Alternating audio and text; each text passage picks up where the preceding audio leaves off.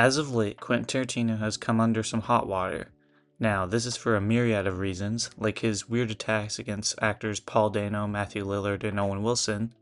There's also much larger controversies, like his Israel connections.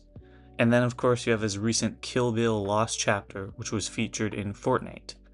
The point is, this guy has a lot going on right now and is a touchy subject in the film community. But even so, you can't deny how incredible his films are and the amount of people who get into film through Quentin Tarantino. I'm one of those people, so today I'm going to rank all 9, yes, 9, Quentin Tarantino films. Number 9. Death Proof. Death Proof has this reputation of being Tarantino's worst movie, but as I've said, worst Tarantino movie is still better than 95% of movies. But I also just don't get where this movie gets that reputation. Death Proof is awesome. It's a serial killer movie where the killer uses his car to kill his victims. There are epic crashes, chases, and carnage. The stunts in this movie are some of the best stunts ever put to screen. And yes, some of the characters in this movie are bland, but the main character, Stuntman Mike, is one of Tarantino's best villains, so he makes up for it.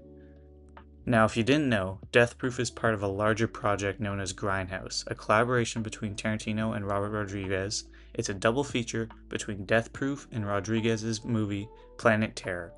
I've never seen Planet Terror, so what viewing impact that would have on Death Proof, I don't know, but Death Proof as a standalone movie is great, despite what people say. Number 8. Inglourious Basterds. I guess this is my hottest take on this list. I get why people think Inglourious Basterds is one of Tarantino's best. I just don't agree. I think he has better movies. There's not really a reason I can point to. I just don't get the same excitement for Inglourious Basterds as I do for the movies above. Still, it is an amazing movie, and the most iconic part of this movie is the opening sequence at the milk farm. For me, this is definitely one of the greatest movie sequences of all time, and if it were its own standalone short film, it would be one of the best short films of all time. One thing that disappoints me in the movie as a whole is the characters. For me, there are only a few great characters in this movie: Aldo, Lada, Zoller, and maybe Shoshana. The rest of them are just uninteresting as individual characters to me. I think as a collective, the Bastards are great, but not by themselves.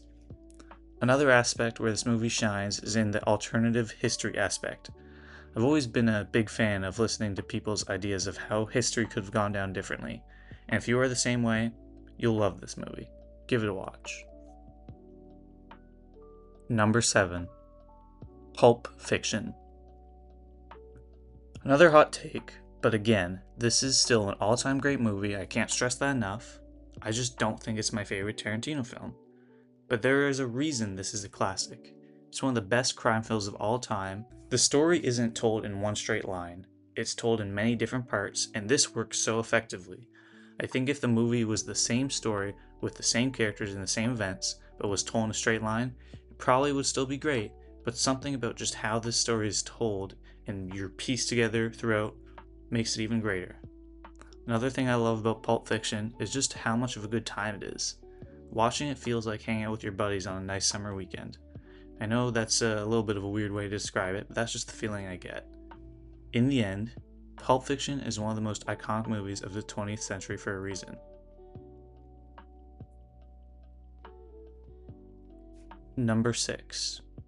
The Hateful Eight. Now, from here on out, I think these last 6 movies are on another level. All iconic for me. Starting with this movie, The Hateful Eight. For some reason, lots of people say this is one of Tarantino's weakest. I completely disagree. I love the fact that this movie takes place in only a handful of locations. I love how every character has their own mysterious background and different feel, and that's why none of them trust each other.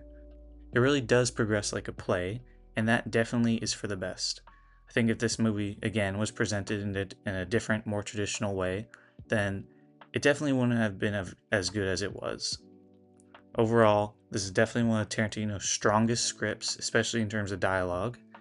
And there is some hate out there for the ending, but honestly, this type of movie ending is perfect. And the cherry on top for this movie is that Tarantino brought in the best composer of all time, no debate, Ennio Morricone. And because of his amazing work here, he finally got that long-deserved Oscar. Number 5. Kill Bill. Now this is where you might be a bit confused, because isn't Kill Bill 2 movies? Well, not according to Tarantino. He has always maintained that this is one film.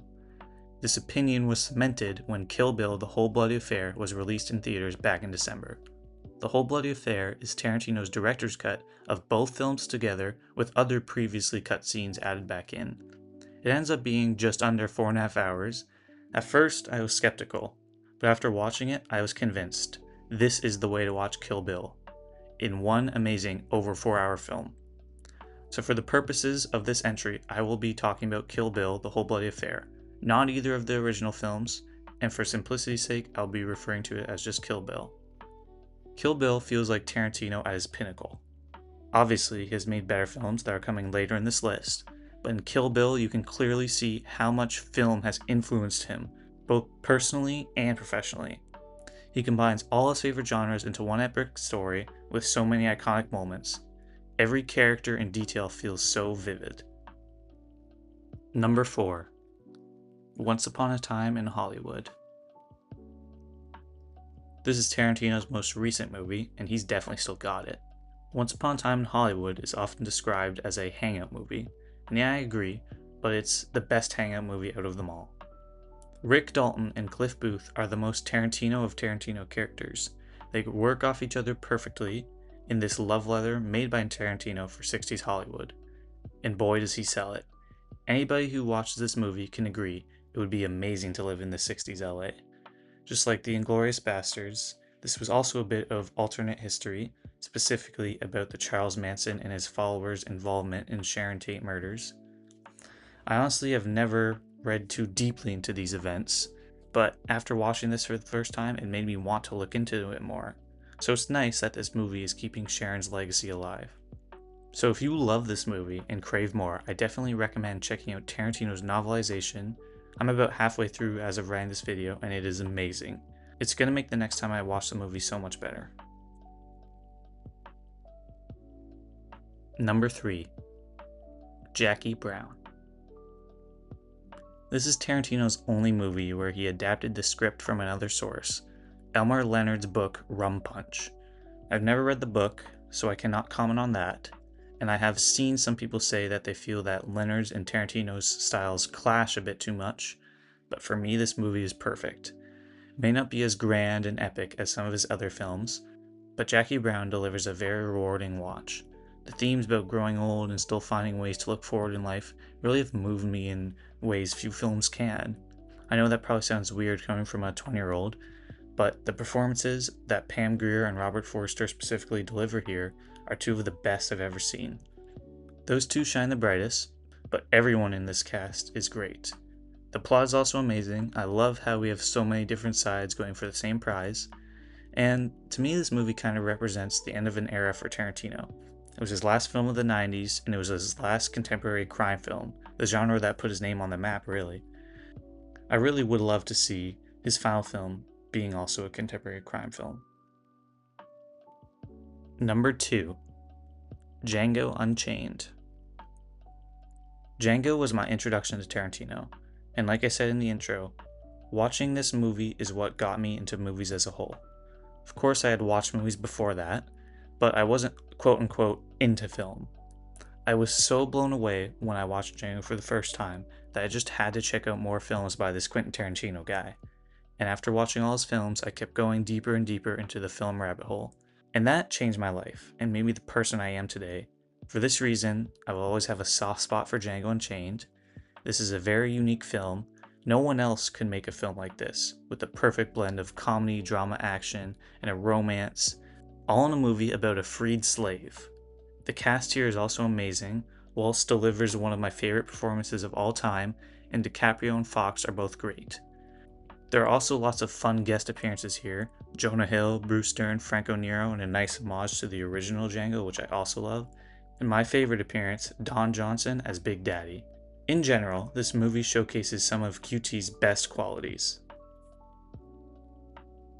Number 1, Reservoir Dogs.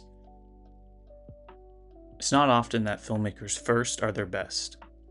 Don't get me wrong, he's not a one-hit wonder. As I've discussed, all of his films are amazing, but for me, Reservoir Dogs is the best. From the opening diner scene to the chaotic standoff ending, it's perfect. You can't talk about this movie without talking about the characters. It is such a character-driven movie. Every character is rich in their own way, and it is remarkable how Tarantino can tell us so much about them with just a few lines. We don't even know their names, yet they are all so distinct from one another. This is also one of the most violent Tarantino films, and unlike some people, I love it. The ear scene is probably one of my top 10 favorite scenes of all time. Reservoir Dogs is obviously way lower budget than any other Tarantino films, so don't go in expecting it to be as grand. But if you look past that, it works really, really well. Even in his debut, it's very easy to tell that Tarantino would be among one of the greatest of all time.